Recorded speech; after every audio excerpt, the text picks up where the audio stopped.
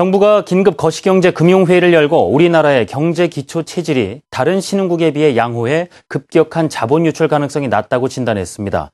다만 단기적으로 시장 변동성이 확대될 가능성이 있어 국채 발행을 축소하고 외환 시장 불안 시 적극적인 시장 안정 조치에 나서겠다고 밝혔습니다. 신선미 기자가 보도합니다. 정부는 버냉키 쇼크로 국제 금융시장이 불안한 것은 사실이지만 우리 경제의 기초 체질이 다른 신흥국보다 양호해 자본이 급격하게 유출될 가능성은 낮다고 강조했습니다. 우리 경제는 재정 건전성, 경상투지 흑자, 외환 보유액, 외채 구조 등 경제 기초 체질이 다른 신흥국보다 양호하므로 급격한 자본 유출 가능성이 낮으며 중장기적으로는 오히려 미국 경제 회복으로 수출 확대 등 기회 요인이 될 수 있는 만큼 보다 장기적이고 냉철한 시각과 자세를 견지할 필요가 있다고 덧붙였습니다. 시장이 이번 버냉키 발언에 미국 경기 회복 기조 등 긍정적인 측면보다는 양적 완화 축소 가능성 등 부정적인 측면에 더 과민하게 반응한 데 대한 발언입니다.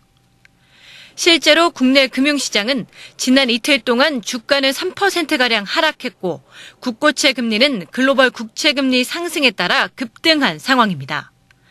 원달러 환율도 글로벌 달러화 강세와 외국인 주식 순매도 등으로 2% 정도 상승했습니다. 이 정부는 단기적으로 시장 변동성이 확대될 가능성이 있다며 불안감이 확대되지 않도록 적극적인 시장 안정 조치를 취하겠다고 밝혔습니다. 우선 국제금융시장과 자본 유출입 동향에 대한 24시간 글로벌 모니터링 체계를 가동합니다. 국내외 투자자들이 잘못된 정보로 인해 오해가 발생하지 않도록 우리 경제 상황에 대해서도 적극적으로 설명할 계획입니다. 아울러 외화 자금 시장 동향을 일일 점검하고 스트레스 테스트 등을 통해 은행별 유동성 관리를 강화하는 한편 투기적 거래와 시장 쏠림 등으로 환율이 급변동하면 적극적인 시장 안정 조치에 나설 방침입니다.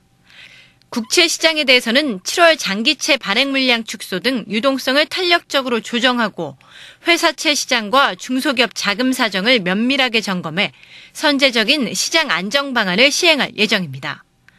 이와 함께 7월 예정인 G20 재무장관 회의 등을 통해 글로벌 시장 변동성 완화를 위한 국제 공조도 강화합니다. 한국경제TV 신선미입니다.